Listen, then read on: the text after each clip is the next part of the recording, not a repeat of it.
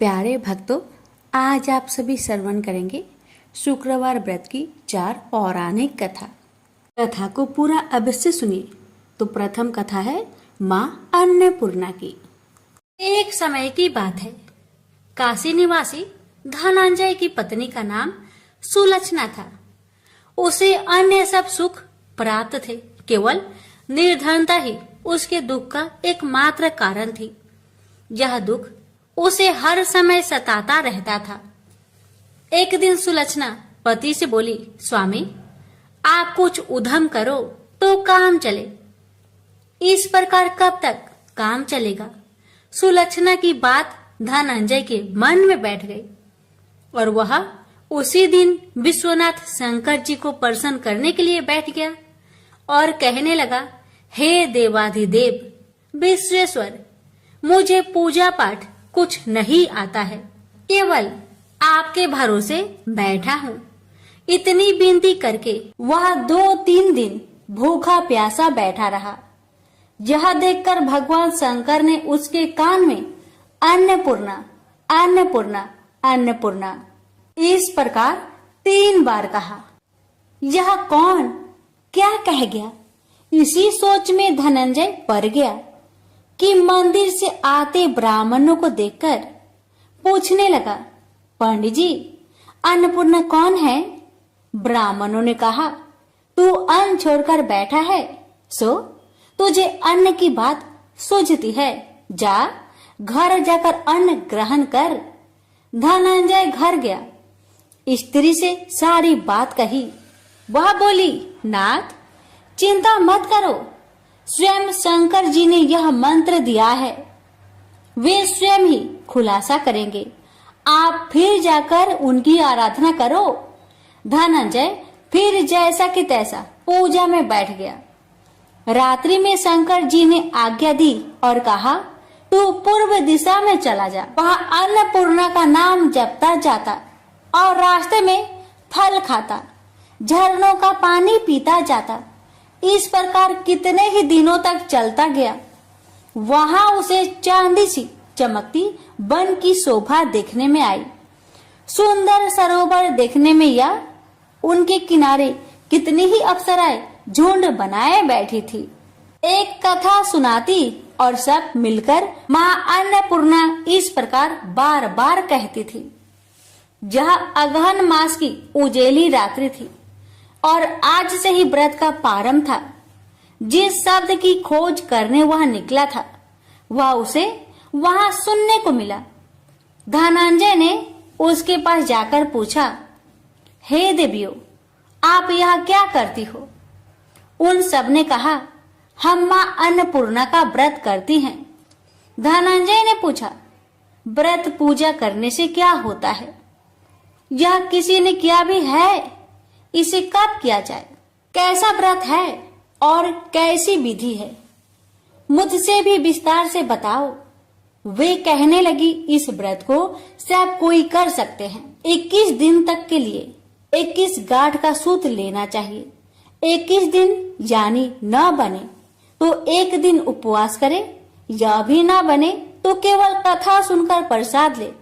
निराहार रहकर कथा कहे, कथा सुनने वाला कोई न मिले तो पीपल के पत्तों को रख, सुपारी या घृत कुमारी, वृक्ष को सामने कर, दीपक को साक्षी कर, सूर्य, गाय, तुलसी या महादेव को बिना कथा सुनाए मुख में दाना न डाले। यदि भूल से कुछ पड़ जाए तो 1 दिवस फिर उपवास करे।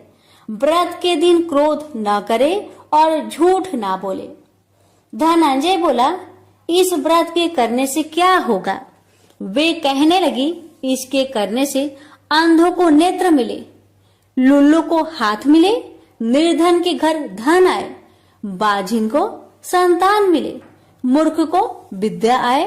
जो जिस कामना से व्रत करे, माँ उसकी इच्छा पूरी करती है। वह कहने लगा, बहनों, मेरे पास भी धन नहीं है, विद्या नहीं है, कुछ भी तो नहीं है। मैं तो दुखिया ब्राह्मण हूँ, मुझे इस व्रत का सूत दोगी? हाँ भाई, तेरा कल्याण हो, हम तुम्हें अवश्य देंगे। ले, इस व्रत का मंगल सूत्र ले। धनंजय ने व्रत किया। व्रत पूरा हुआ तभी सरोवर में से 21 खंड की स्वर्ण सीढ़ी हीरा मोती जड़ी हुई प्रकट हुई। धनंजय अन्नपूर्णा अन्नपूर्णा कहता जाता था। इस प्रकार कितनी ही सीढ़ियां उतर गया तो क्या देखता है कि करोड़ों सूर्य से प्रकाशमान अन्नपूर्णा का मंदिर है। उसके सामने स्वर्ण सिंहासन पर माता अन्नपूर्णा विराजमान है। सामने भिक्षा हेतु शंकर भगवान खड़े हैं।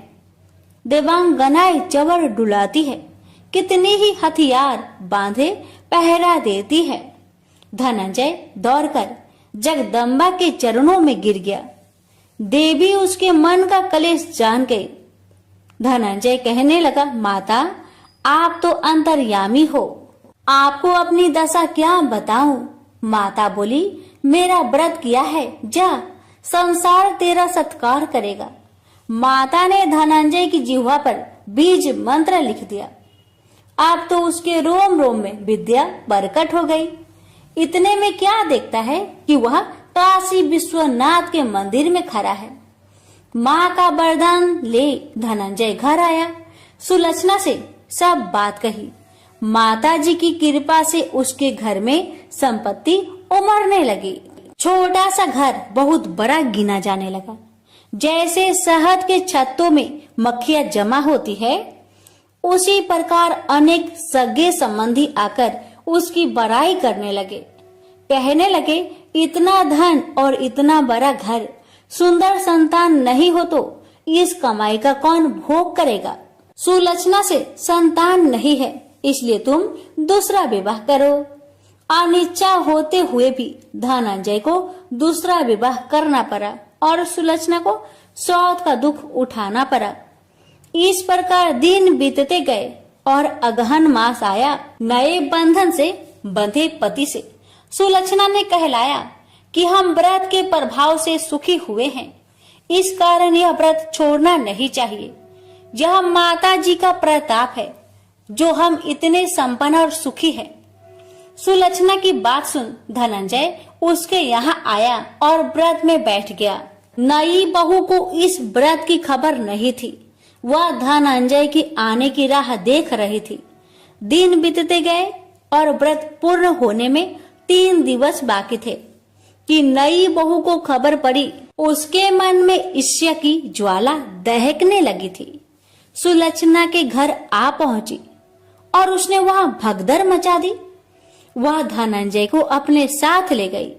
नए घर में धनंजय को थोड़ी देर के लिए निंद्रा ने आ दबाया। इसी समय नई बहू ने उसका व्रत का सूत तोड़कर आग में फेंक दिया। अब तो माता जी का कोप जाग गया। घर में अकस्मात आग लग गई। सब कुछ जलकर खाक हो गया। सुलक्षणा जान गई और पति को फिर अपने घर ले आई। नई बहू रूठकर माता पिता के घर जा बैठी। पति को परमेश्वर मानने वाली सुलक्षणा बोली, नाथ घबराना नहीं, माता जी की कृपा अलौकिक है। पुत्र कुपुत्र हो जाता है पर माता कुमाता नहीं होती। अब आप श्रद्धा और भक्ति से आराधना शुरू करो, वे जरूर हमारा कल्याण करेगी। धनंजय फिर माता के पीछे पड़ गया। फिर वही सरोवर सीढ़ी प्रकट हुई। उसमें माँ अन्नपूर्णा कहकर वह उतर गया। वहां जा माता जी के चरणों में रुदन करने लगा। माता प्रसन्न होकर बोली, यह मेरी स्वर्ण की मूर्ति ले, उसकी पूजा करना, तू फिर सुखी हो जाएगा। जा, तुझे मेरा आशीर्वाद है। तेरी स्त्री सुलक्षणा ने श्रद्धा से मेरा व्रत किया है, उसे मैंने पुत्र दिया है। धनंजय ने आंखें खोली तो खुद को काशी विश्वनाथ के मंदिर में खड़ा पाया। वहां से फिर उसी प्रकार घर को आया। धर सुलक्षणा के दिन चढ़े और महीने पूरे होते ही पुत्र का जन्म हुआ। गांव में आश्चर्य की लहर दौड़ गई। इस प्रकार उसी गांव के निसंतान सेठ के पुत्र होने पर उसने माता अन्नपूर्णा का मंदिर बनवा दिया। उसमें माता जी धूमधाम से पधारी, यज्ञ किया और धनंजय को मंदिर के आचार्य का पद दे दिया। जीविका के लिए मंदिर की दक्षिणा और रहने के लिए बड़ा सुंदर सा भवन दिया। धनंजय स्त्री पुत्र सहित वहां रहने लगा। माता जी के चढ़ावे में भरपूर आमदनी होने लगी। उधर नई बहू के पिता के घर डाका पड़ा, सब लूट गया। वे भीख मांगकर पेट भरने लगे। लक्षणा ने यह सुना तो उन्हें बुला भेजा, अलग घर में रख लिया और उनके अन्न वस्त्र का प्रबंध कर दिया। धनंजय, सुलक्षणा और उसका पुत्र माताजी की कृपा से आनंद से रहने लगे। माताजी ने जैसे इनके भंडार भरे वैसे सबके भंडार भरे। वैभव लक्ष्मी व्रत कथा। लाखों की जनसंख्या को अपने में समेटे कुशीनगर एक महानगर था। जैसे कि अन्य महानगरों की जीवन चार्य होती है, वैसा ही कुछ यहाँ भी था। यानी बुराई अधिक, अच्छाई कम, पाप अधिक, पुण्य कम। इसी कुशीनगर में हरिवंश नामक एक सद्गृहस्थ अपनी पत्नी दामिनी के साथ सुखी संपन्न जीवन गुजार रहा था। दोनों ही बड़े नेक और संतोषी स्वभाव के थे। धार्मिक कार्य अनुष्ठानों में उनकी अपार श्रद्धा थी। दुनियादारी से उनका कोई विशेष लेना देना नहीं था। अपने में ही मगन गृहस्थ की गाड़ी खींचे चले जा रहे थे दोनों। किसी ने ठीक ही कहा है, संकट और अतिथि की आने के लिए कोई समय निर्धारित नहीं होता। कुछ ऐसा ही हुआ दामिनी के साथ। जब उसका पति हरिवंश न जाने कैसे बुरे लोगों की संगत में फंस गया और घर गृहस्थी से उनका मन उचट गया। देर रात शराब पीकर घर आना और गाली गलौज तथा मारपीट करना उसका नित्य का नियम सा बन गया था। जुए, राटे, रेस तथा वैश्यागमन जैसे बुरे कर्म भी कुसंगति के बदौलत उसके पल्ले पड़ गए। धन कमाने की तीव्र लालसा ने हरिवंश की बुद्धि हर ली और उसको अच्छे बुरे का भी ज्ञान न रहा। घर में जो कुछ भी था सब उसके दुर्व्यसनों की भेंट चढ़ गया। जो लोग पहले उसका सम्मान करते थे अब उसे देखते ही रास्ता बदलने लगे। भूखमरी की हालत में भिखमंगों के समान उनकी स्थिति हो गई। लेकिन दामिनी बेहद संयमी और आस्थावान तथा संस्कारी स्त्री थी। ईश्वर पर उसे अटल विश्वास था। वह जानती थी कि यह सब कर्मों का फल है। दुख के बाद सुख तो एक दिन आना ही है।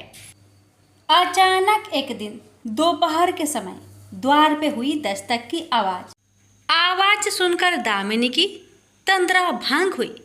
अतिथि सत्कार के भय मात्र से उसकी अंतर आत्मा कांप उठी, क्योंकि घर में अन्न का एक दाना भी नहीं था जो अतिथि की सेवा में अर्पित किया जा सकता।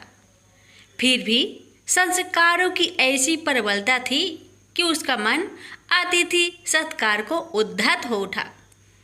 उसने उठकर द्वार खोला, देखा सामने एक दिव्य पुरुष खड़ा था। बड़े बड़े घुंघराले श्वेत केश, चेहरे को ढके हुए लहराती दाढ़ी, गेरुए वस्त्रों का आवरण पहने उसके चेहरे से तेज टपक पड़ रहा था। आंखों मानो अमृत सी वर्षा कर रही थी। उस दिव्य पुरुष को देखकर दामिनी को अपार शांति का अनुभव हुआ और वह उसे देखते ही समझ गई कि आगत वास्तव में कोई पहुंचा हुआ सिद्ध महात्मा है। उसके मन में अतिथि के प्रति गहन श्रद्धा के भाव उमड़ पड़े और वह उसे सम्मान सहित घर के भीतर ले गई। दामिनी ने जब उसे फाटे हुए आसन पर बैठाया तो वह मारे लज्जा के जमीन में गिर सी गई। उधर वह संत पुरुष दामिनी की ओर एकटक निहारे जा रहा था। घर में जो कुछ भी बचा खुचा था दामिनी ने अतिथि की सेवा में अर्पित कर दिया, पर उसने इस पर कोई ध्यान नहीं दिया। बस दामिनी को यूं निहारे जा रहा था मानो उसे कुछ याद दिलाने की चेष्टा कर रहा हो। जब काफी देर तक दामिनी कुछ न बोली तो उसने कहा, बेटी मुझे पहचाना नहीं क्या? उसका यह प्रश्न सुनकर दामिनी जैसे सोते से जागी और अत्यंत संकुचाते हुए मधुर स्वर में बोली, महाराज मेरी धृष्टता को क्षमा करें। जो आप जैसे दिव्य पुरुष को मैं पहचान कर भी नहीं पहचान पा रही हूँ। पारिवारिक कष्टों ने तो जैसे मेरी सोचने समझने की शक्ति ही छीन ली है। लेकिन यह निश्चित है कि संकट की इस घड़ी में मुझे आप जैसे साधु पुरुष का ही सहारा है।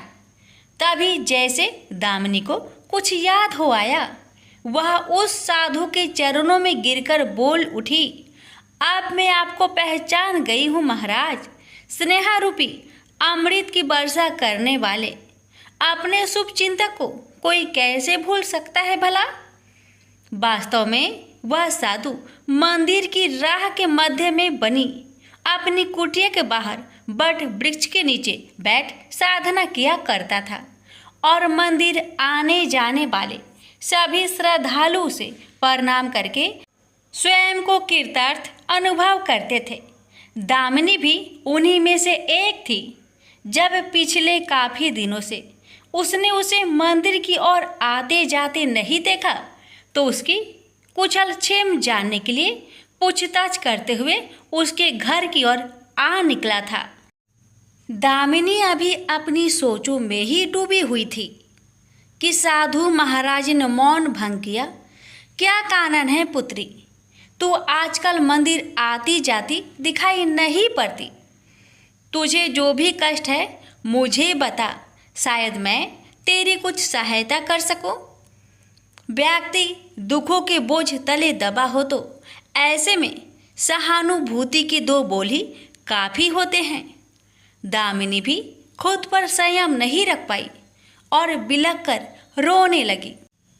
तभी वह साधु वात्सल्यपूर्ण स्वर में बोला, मन छोटा करने से समस्या हल नहीं होगी।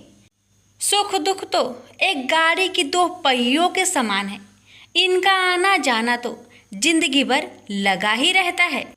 अपना दुख किसी को बता देने से मन हल्का हो जाता है।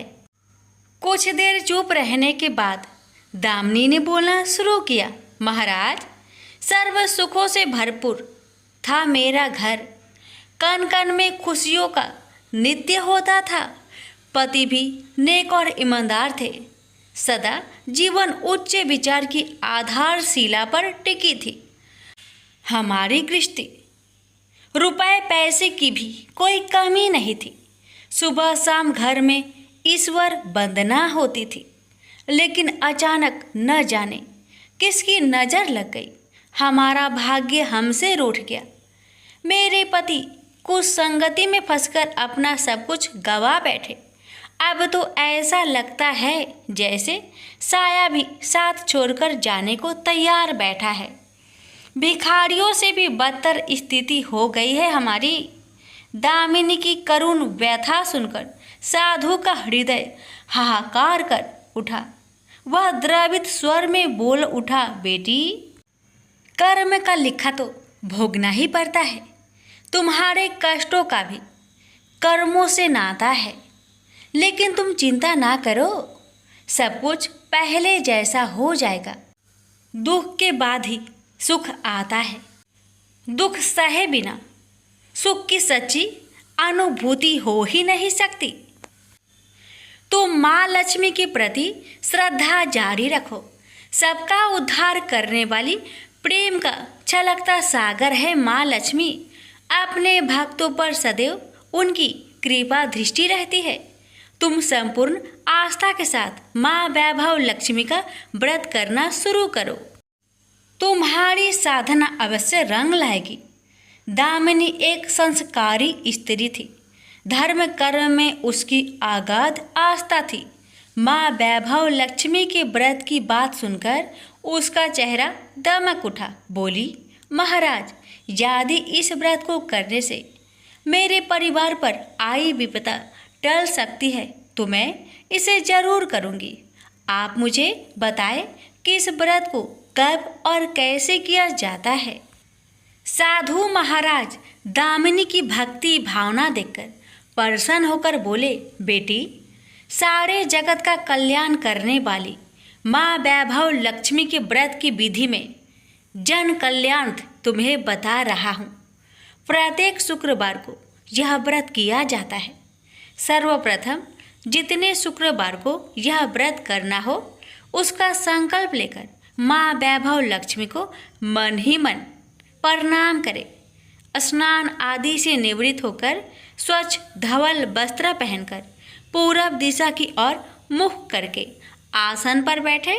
सामने एक चौकी पर चावल की एक ढेरी लगाकर उस पर पानी से भरा कलश स्थापित करें, जो तांबे का होना चाहिए। कलश को कटोरी से ढक दे और उस कटोरी में कोई भी स्वर्ण भूषण रखे। सोना ना हो तो चांदी का आभूषण रखे, वह भी पास ना हो तो रुपए का सिक्का भी काम दे सकता है। शुद्ध घी का दीपक तथा अगरबत्ती जलाए और मन ही मन पूर्ण श्रद्धा के साथ माँ वैभव लक्ष्मी का जाप करते रहे।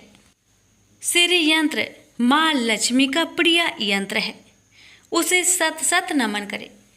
श्री यंत्र उपलब्ध ना हो तो पुस्तक में दिए उसके स्वरूप से काम चल जाएगा। साथ ही माँ वैभव लक्ष्मी के सभी स्वरूप को नमस्कार करें। इनकी सभी छवियां पुस्तक में दी गई होगी। कटोरी में रखे गहने या रुपए पर हल्दी, कुमकुम तथा अक्षत अर्पित करें। कोई भी मिष्टान प्रसाद के रूप में रखे संभव ना हो पाए तो गुड़ या शक्कर से भी काम चल सकता है। फिर श्रद्धापूर्वक माँ की आरती करके 14 बार प्रेम सहित बोले, जय माँ वैभव लक्ष्मी। माँ वैभव लक्ष्मी मेरी मनोकामना पूरी करे, ऐसा संकल्प लेकर सच्चे मन से माँ से विनती करे। प्रसाद बांटे और स्वयं भी ग्रहण करे। दिन में एक बार स्वास्तिक भोजन करे। यदि संभव हो तो उपवास रखे। पूजा में रखा गहना या रुपए लाल कपड़े में लपेटकर सुरक्षित रख ले। यह आगे आने वाले शुक्रवार को पूजा में काम आएगा। कलश में भरा जल तुलसी के पौधे को समर्पित कर दे तथा अक्षत पंछियों को आहार स्वरूप डाले। ऐसी शास्त्रोक्त विधि से व्रत करने वाले को शीघ्र फल मिलता है। साधु महाराज के मुख रविंद्र से यह वृत्तांत सुन दामिनी पुलकित हो उठी।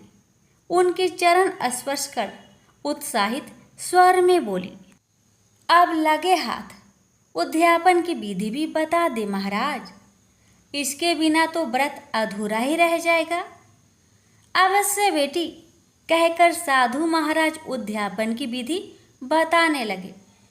चाहे जितने भी शुक्रवार प्राय 11 या 21 व्रत करने का संकल्प लिया हो, लेकिन मन में माँ वैभव लक्ष्मी के प्रति श्रद्धा तथा आस्था बारंबार बनी रहनी चाहिए। जिस दिन अंतिम शुक्रवार का व्रत हो उस दिन शास्त्रोक्त विधि से उद्यापन किया जाता है।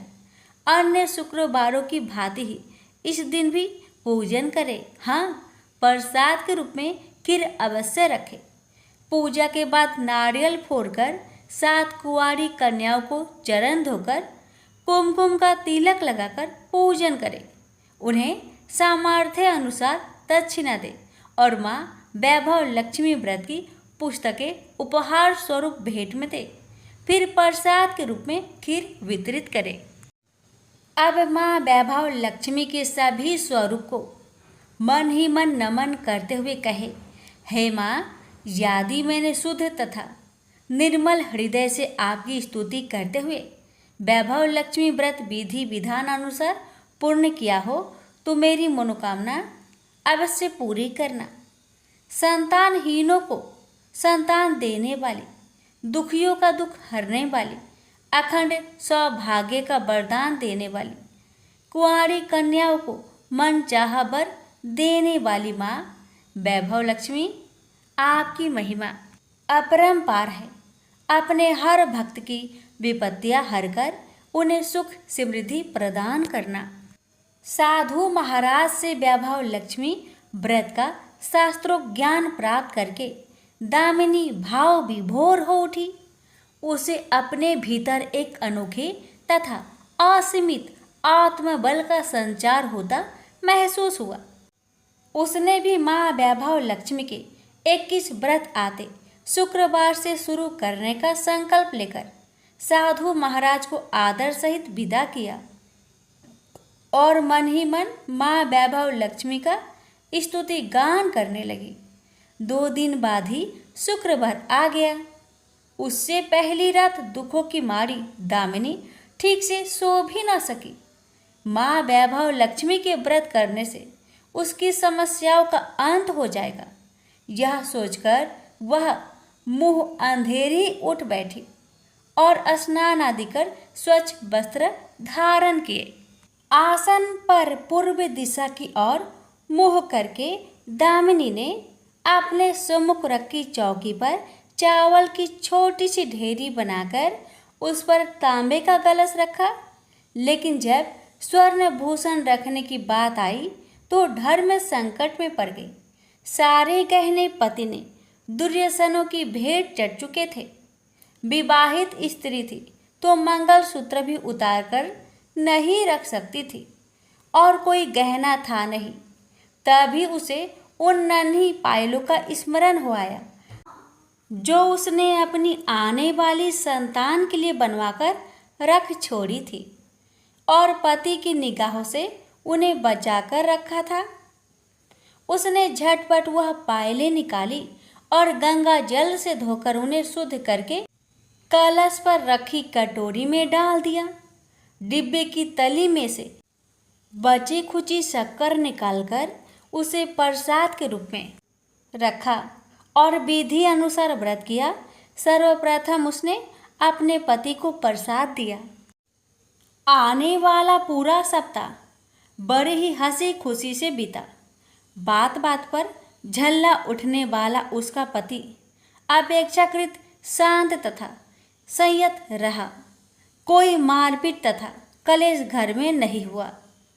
इसे दामिनी ने माँ वैभव लक्ष्मी का चमत्कार समझा और मन ही मन उन्हें प्रणाम किया। माँ वैभव लक्ष्मी के प्रति उसकी आस्था और भी बलवती हो गई। इसी प्रकार शास्त्रोक्त विधि से दामिनी ने 20 शुक्रवार के व्रत पूरे कर लिए। इस बीच कई परिवर्तन हुए थे। उसका पति कुसंगति छोड़कर सीधी राह पर आ गया था और उसका कामकाज भी जमने लगा था। घर में यदि किसी चीज की बहुतायत नहीं थी तो कमी भी नहीं रह गई थी।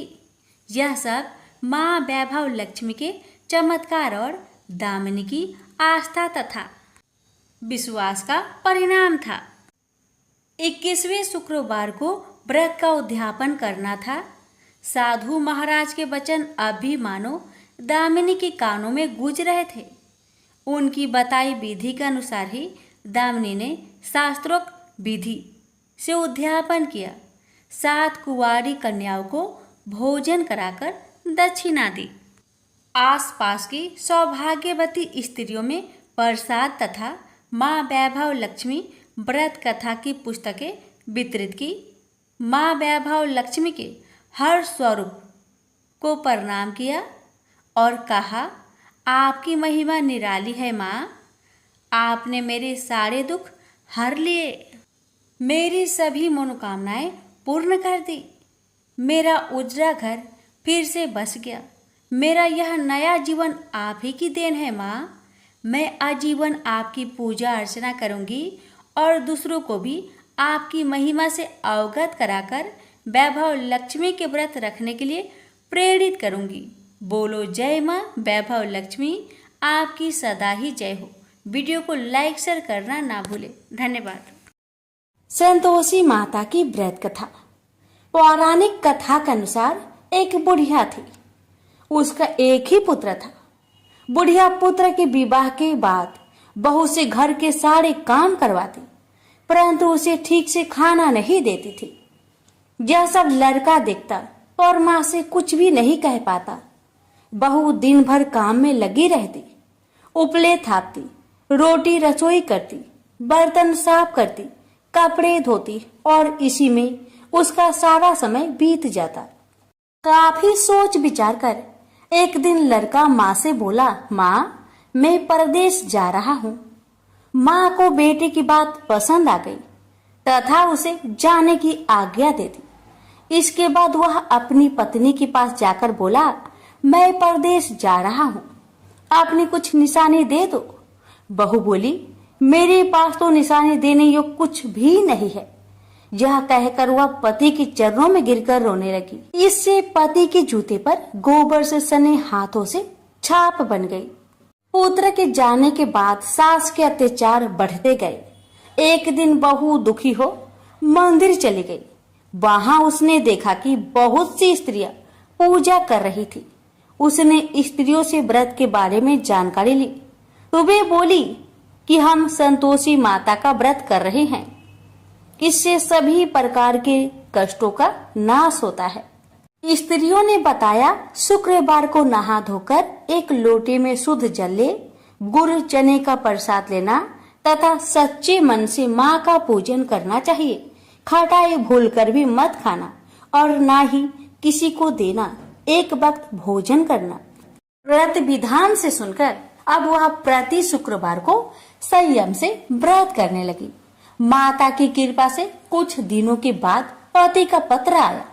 कुछ दिनों के बाद पैसा भी आ गया। उसने प्रसन्न मन से फिर व्रत किया तथा मंदिर में जा अन्य स्त्रियों से बोली, संतोषी माँ की कृपा से हमें पति का पत्र तथा रुपए आया है। अन्य सभी स्त्रियां भी श्रद्धा से व्रत करने लगी। बहू ने कहा, हे माँ, जब मेरा पति घर आ जाएगा तो मैं तुम्हारे व्रत का उद्यापन करूंगी। अब एक रात संतोषी माँ ने उसके पति को स्वप्न दिया और कहा कि तुम अपने घर क्यों नहीं जाते। तो वह कहने लगा, सेठ का सारा सामान अभी बिका नहीं, रुपया भी अभी नहीं आया है। उसने सेठ को सपने की सारी बात कही तथा घर जाने की इजाजत मांगी, पर सेठ ने इनकार कर दिया।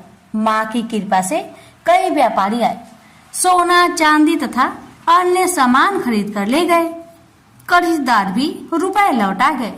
अब तो साहूकार ने उसे घर जाने की इजाजत दे दी।